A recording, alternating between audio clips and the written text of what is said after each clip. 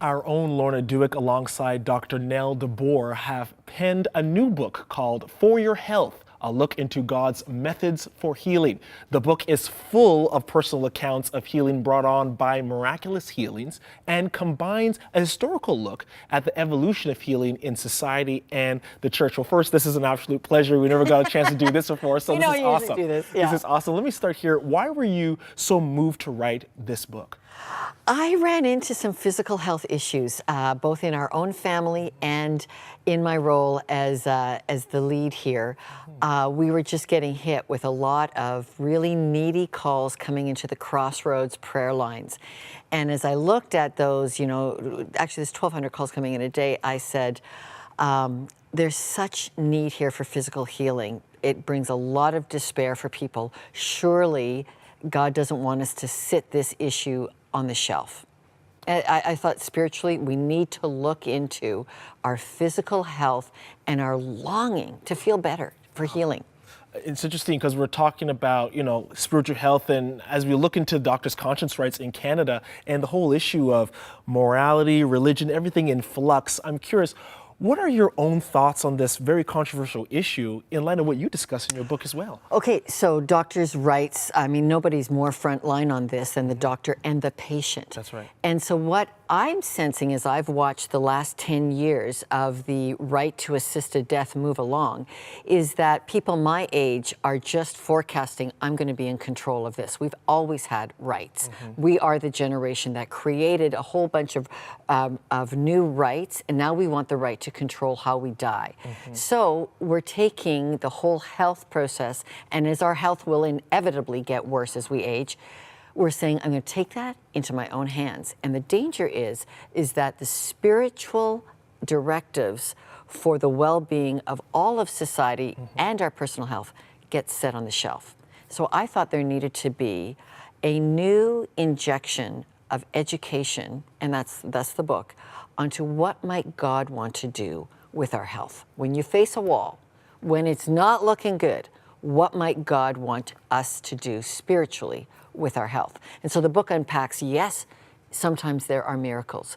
Sometimes you just have to live with it. And sometimes dying is okay. Wow. And we're not the first to encounter these questions. So Dr. Nell and I go all the way back to the beginning of God's intention for the human race.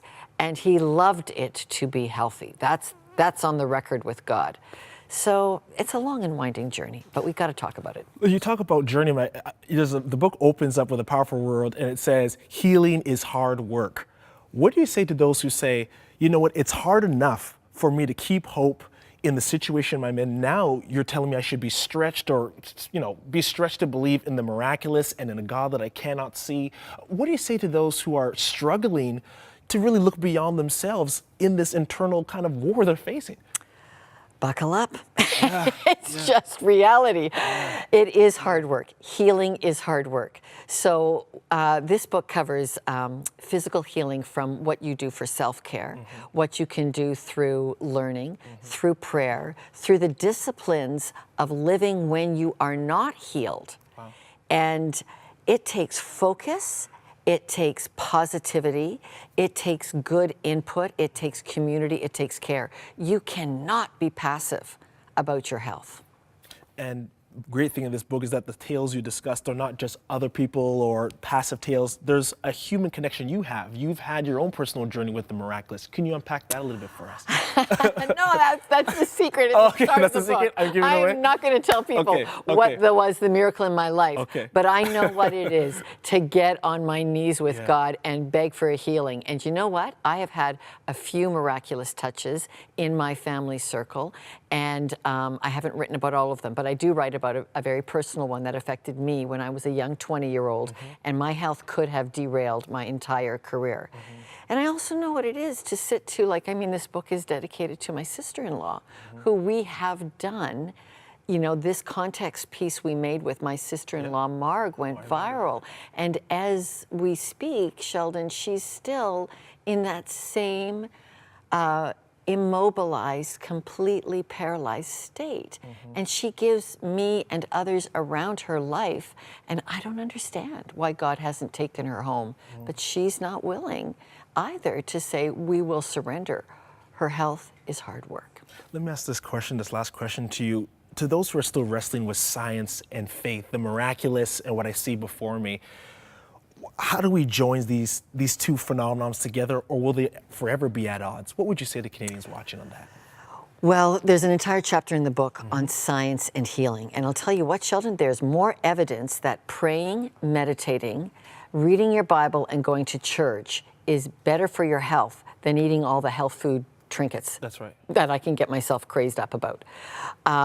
There's so much evidence scientifically that you are more than your physical body, that your mind will affect your physical health. So I would say science has a relationship with the miraculous part of your health. You went on a summer tour in search of stories, tales of healing, and you actually went to visit your own mother. Tell us a little bit about that and what you kind of unearthed there. Oh, Mom just said, you're coming here, you got to hear this story. And for a couple of years, my mother lives in the largest seniors home in British Columbia. It's in Abbotsford. And I had noticed that there was a bit of a phenom at her table. And there's a woman there, Mariette McDonald, who has been healed of Alzheimer's. Wow. And I knew of this story for a couple of years, and I kind of watched it. But my mom called me and said, Lorna, you should do her testimony. You should come interview her. And so I was going out to see Mom for Mother's Day anyway, and so Mom lined it all up. And Mariette is an astonishing story of complete lockdown Alzheimer's to, she took a terrible fall, broke her neck. They did not think she was going to survive. And the seniors care chaplain covers her with prayer, prayed for healing. And then the residents just prayed. And they all prayed and they cared. And Mariette now volunteers 20 hours a week in the very facility where she was in complete lockdown care. And is she ready to tell her story when you say, hey, I would love to? Totally. Look, we're going to roll some video. I know our producer, amazing Susan King, figured that out. This is Mariette McDonald. She's awesome. Wow. And her daughter has her, and so you can watch this whole video. When I look today at the people with Alzheimer's and think that I was like that and I was even much worse than that, it has to be God. That's incredible. We know that healing sometimes, and we spoke about this, sometimes doesn't become a reality for some people's journey. And that could be a very hard pill to swallow. What do you say, what would you tell them, to those that might not be their end? That this life is not as good as it gets. That's incredible. That's what heaven is for. And so, yes, every one of us can be guaranteed we're going to die. This engine is going to rust out and die. And so work on heaven every bit as much as we try to work on our health and exercise and all that. Work on your spiritual life. Proverbs has a great verse about pity the person who is not spiritually strong when they face health troubles. I'm paraphrasing it Lorna style, but that is so critical that you gear up spiritually so you can handle what health is going to throw at us. I happen to have a healthy day today. I don't know what this body's going to wear out like. What kind of lessons have putting pen to pad on this book taught you? That God is real and that eyewitness accounts matter. One chapter in the book is on the history of the church's account with healing. And so you had church leaders as early as Augustine say, healing is over. And then he said, it's in the book, he says, there are over 70 accounts of healing in my parish alone. I better relook at my theology. The same happened with Calvin and Martin Luther. These are important church fathers who just based on their experience twisted theology for a very long season in the church because they didn't see or experience healing. So I have seen and experienced healing. It's my responsibility with my journalistic background and the platform I have to document it, record it, so your generation and everyone picks up that God is still in the business of healing. We don't know how, when, why.